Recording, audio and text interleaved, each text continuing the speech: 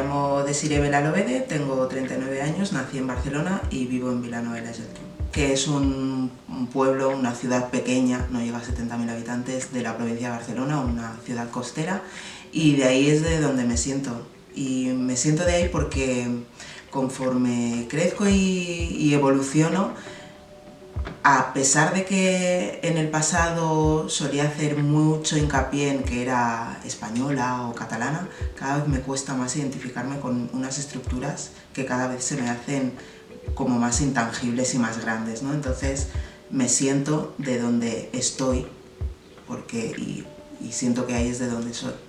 Lo que ha sucedido para que yo me defina así es que un poco que me he cansado de tener que estar justificando siempre que soy de un sitio del que la gente no cree que sea. La identidad es una cosa que siempre me cuesta mucho definir.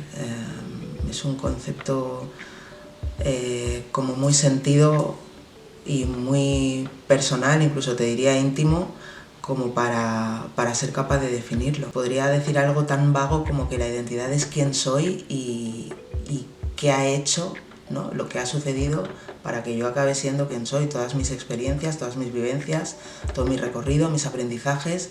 Para mí eso es la identidad. Lo que destacaría yo a la hora de definirme pues es que soy mujer y soy negra y es como un binomio, no primero ser mujer y luego ser negra o al revés. Mi maternidad también me ha marcado mucho y yo creo que esos son los dos puntos a los que yo daría más importancia.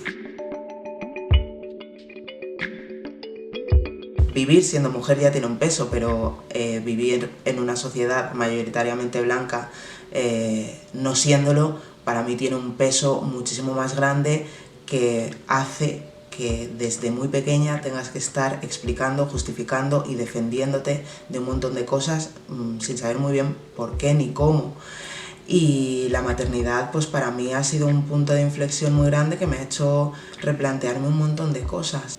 Por una parte sería quién soy, por otra parte sería quién quiero ser para mis hijas y por otra sería quién debo, desde mi obligación que me marco yo a mí misma, no son imposiciones ajenas, quién tengo que ser o quién debo ser para ayudar a mis hijas a ser.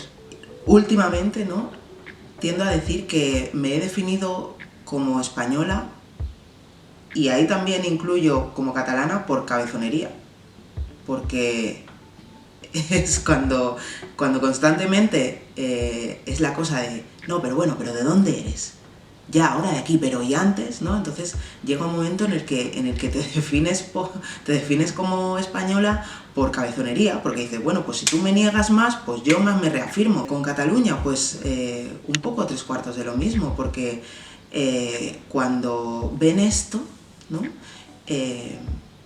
ya, aunque estén hablando con otra persona en catalán, muchas veces tienden a hablarte en castellano también, entonces siguen entendiendo que eres de fuera, en este caso, de fuera de Cataluña. El peso que tiene Guinea en mi identidad es prácticamente inexistente. El contacto inicial que tú tienes con el país de tus padres también responde mucho a las vivencias que ellos tengan, ¿no?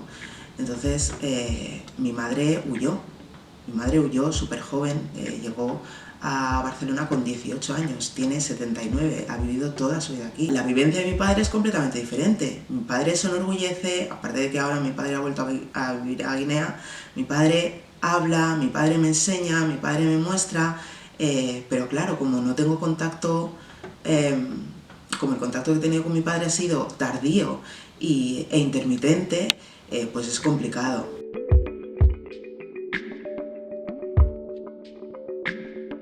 No me considero nacionalista y los nacionalismos no los entiendo y me tiran como un poco para atrás, me crean cierto rechazo tirando al miedo. Las personas de mi generación, yo nací en 1978, llegamos a la adolescencia los 90, primera mitad de los 90, con un movimiento skinhead nazi bastante bestia, una experiencia bastante jodida en un tren con nazis, gritando consignas arriba España, tal, cosas muy racistas, pues evidentemente al final relaciono el nacionalismo español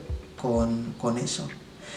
Si tengo que hablarte del nacionalismo catalán, fíjate que lo vivo también de otra manera. Me genera otra cosa, tampoco lo acabo de comprender, ¿no? Pero comparado con la agresividad y el odio que he vivido en episodios relacionados con skinheads y con el nacionalismo español, el nacionalismo catalán lo veo como una cosa como más soft, más la identidad vivida desde otro punto y no tanto enfocado en el odio hacia el que no es como ellos, ¿no? Pero igualmente sigue siendo una cosa que no acabo de comprender del todo, sobre todo cuando no somos frutos de las circunstancias. Yo he nacido donde he nacido porque mis padres estaban ahí en ese momento. Si te digo la verdad, al principio, sobre todo el 1 de octubre, ¿no? Lo que viví fue mucho miedo. O sea, yo cuando encendí la televisión y vi lo que le estaban haciendo a la gente,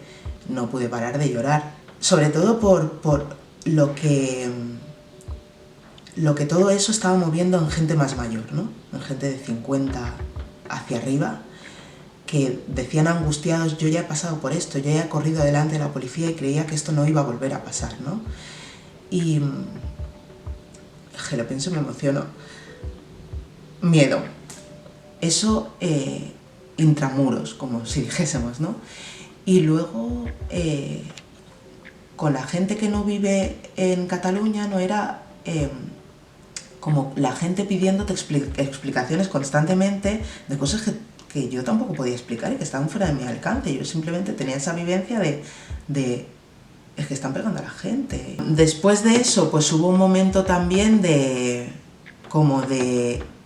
expectación y de emoción de ala, qué fuerte, como Cataluña se independice, pero simplemente por el hecho de vivir, valga la redundancia, un hecho histórico, ¿no? De esas características. Y ahora la verdad es que estoy muy cansada y he desconectado. Al final, en estos temas de nacionalismos, yo te diría que hay un ellos. Sí, hay un ellos y un nosotros, pero para mí como persona, como mujer negra, solo hay un ellos. No hay un nosotros. O sea, no hay un nosotros dentro de ese ellos, no sé si me explico. Todos son ellos. En España son ellos, en Cataluña son ellos, y las personas negras estamos, afros, africanas, afrodescendientes, estamos como en el limbo. Me cuesta identificarme en España, me cuesta identificarme en Cataluña, prefiero quedarme en mi pueblito lindo. Ahí es donde encuentro yo mi nosotros. Se encuentran nosotros para la foto. Hay, en líneas generales, una instrumentalización de las personas racializadas que es bastante vomitiva. Es más por tener el pin de somos súper inclusivos que por una voluntad real de incluirnos. Y los espacios en los que se nos incluye son siempre los mismos y de las mismas formas. A nivel social, ¿qué aspectos han construido mi identidad?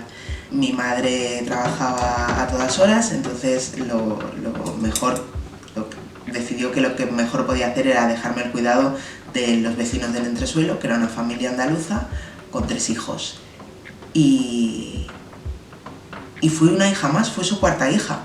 Y a partir de ahí empezó pues mi interés con el flamenco, las sevillanas. Yo he bailado flamenco muchos años. En ese ámbito también me he sentido súper incluida. Nunca sentí, ni se me hicieron comentarios. Si se hicieron no los recuerdo, entonces debe ser que no me marcaron para mal, ¿no? A partir de ahí el colegio, a pesar de ser la única niña negra en el colegio, no recuerdo por parte de las profesoras, digo las profesoras porque yo iba a un colegio religioso femenino, no recuerdo ninguna experiencia negativa en el colegio. Al revés, o sea, cuando salíamos del colegio íbamos a otras actividades, íbamos a actividades en las que coincidíamos con otros niños de otros colegios en los que no había niños o niñas negras, y me hacían comentarios, o sea, mis amiguitas del cole hacían piña a mi alrededor, hacían como de escudo y se enfrentaban a quien fuera. En el instituto sí que me encontré con una profesora súper racista que constantemente estaba como intentando hacer el comentario para hacerme sentir diferente delante de toda la clase, porque evidentemente los comentarios no me los hacía a mí aparte, me los hacía en medio de la clase. La cara de mis compañeras era un poema, en plan, pero ¿por qué? Yo venía de un colegio súper pequeñito, de una línea muy familiar, nos conocíamos todas, y llegas al instituto que aquello, allí había FP y BUP y COU, y allí había muchísima gente. Entonces allí sales de tu espacio seguro que ha sido el colegio, te metes ahí en medio y entonces sí, empiezan los comentarios de otras personas que te empiezan a hacer consciente de que te ven diferente. En cuanto a trabajo, la verdad es que no he tenido grandes problemas, más allá de una entrevista que concerté por teléfono a la que me acompañó una amiga, y cuando llegué al sitio el entrevistador se dirigió a mi amiga diciéndole: hola, Desiree, porque lo que decíamos antes, como solo se ve esto, ¿cómo iba a haber yo concertado la entrevista en catalán, ¿no? Construcción identitaria a nivel excluyente, pues el trato de las instituciones, eso es lo que te excluye, sobre todo, pues eso, las identificaciones policiales, que te paren para pedirte la documentación, o que vayas a hacer una gestión y directamente te pidan el NIE. El lenguaje incluye o excluye de una manera tremenda y muchas veces no somos conscientes, ¿no? Los medios de comunicación es la estereotipación constante, la exotización, la fetichización, la burla. Esos son los medios de comunicación. Me influyen de muchas maneras diferentes, me hacen pensar que queda mucho por hacer, me hacen pensar que se tratan las temáticas relacionadas con las personas africanas y afrodescendientes porque en los medios no hay personas africanas o afrodescendientes, en la mayoría, que permitan a la línea editorial de esos medios empezar a tratar a las personas africanas o afrodescendientes de otra forma, que los medios nos muestren más para ayudar a desmontar todo ese prejuicio y ese estereotipo también, pero es básico que se nos dé otro trato. Yo primero me he zampado todo lo que los medios publicaban sobre personas como yo. Conforme he crecido, conforme me he ido construyendo al lado de personas como yo, he reaccionado a esa construcción que hacen los medios de las personas como yo. Y eso es lo que me lleva al activismo, pero al estar dando toques de atención, pues eso, ¿no?, en redes sociales, que soy muy activa, y también en parte cuando empecé con el blog necesitaba también dar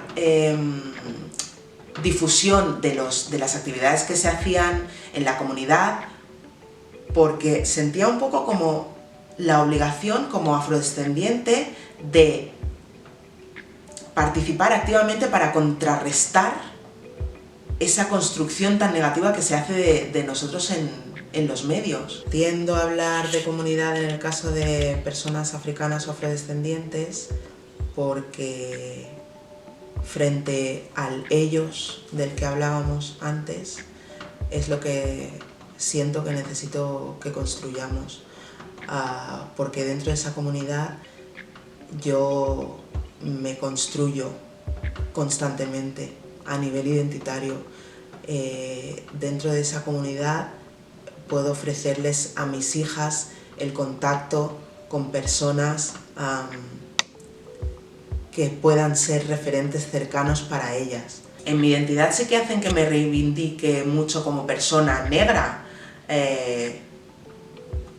por, no sé, como intentar normalizar y que al final no tenga que reivindicarme como persona negra, porque ya se trata a la comunidad o a las personas racializadas de otra manera. En la adolescencia, sobre todo, que es un punto como muy crucial en la vida de las personas, ¿no? Ahí sí que me hacían sentir como fea, no encajo en los cánones que promueve la sociedad, entonces evidentemente te sientes fea. A nivel de autoestima, ¿no? Es muy complicado en un momento como la adolescencia, en el que necesitas pertenecer. Yo miraba a mi entorno cercano y tampoco veía más personas como yo, pero es que luego encendía la tele y hasta que no empezaron las sitcoms afroamericanas, tampoco veía mucha más gente como yo, entonces, pues claro, te sientes el bicho raro. También me han hecho que yo concibiera a las personas africanas como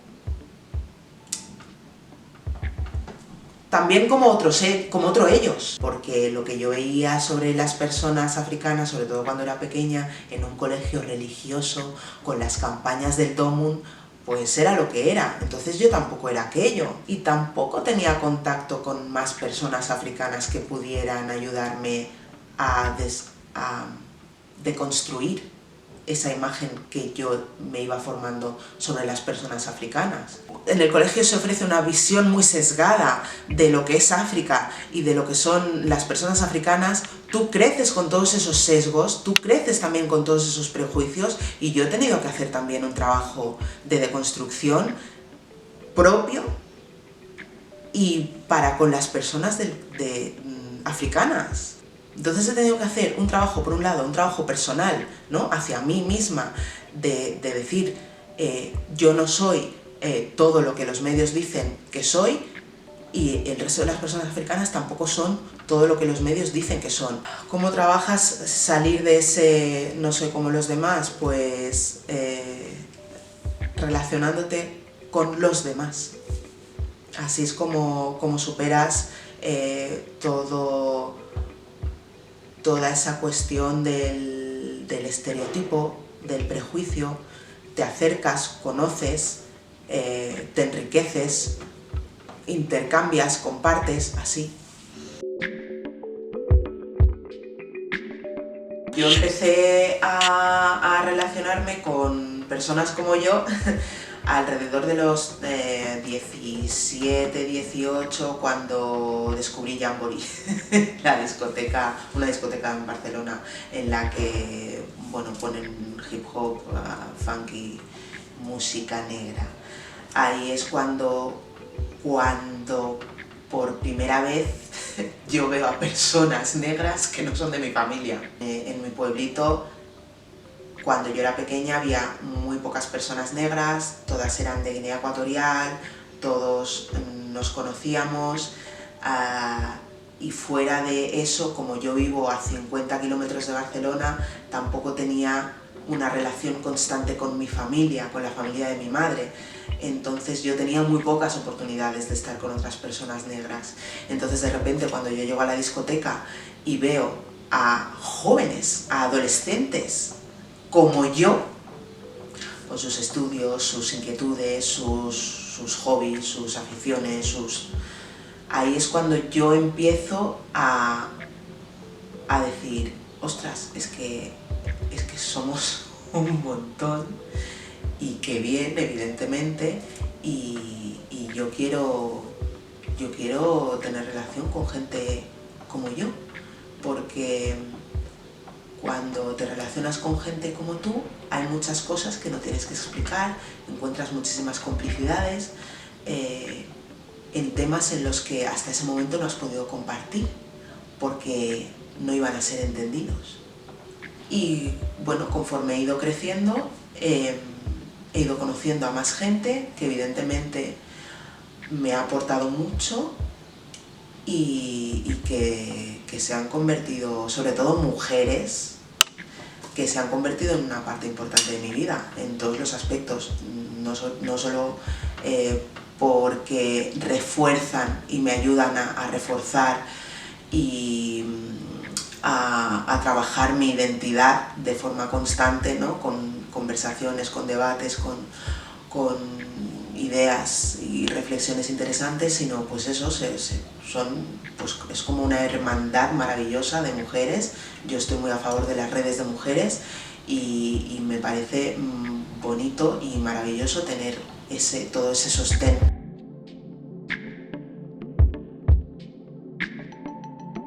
Los medios están construyendo a mis hijas de forma diferente a la que me construyeron a mí, porque hacemos una lectura crítica de esos medios.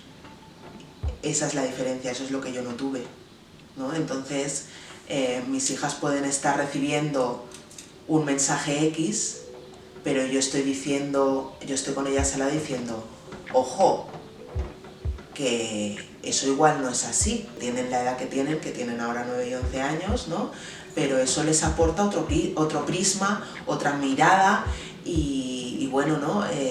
Claro, son niñas, han crecido con Disney, pero también he intentado ofrecerles otros personajes que no entran tanto en eso, ¿no? Asturias Mar, por ejemplo, Kirikou.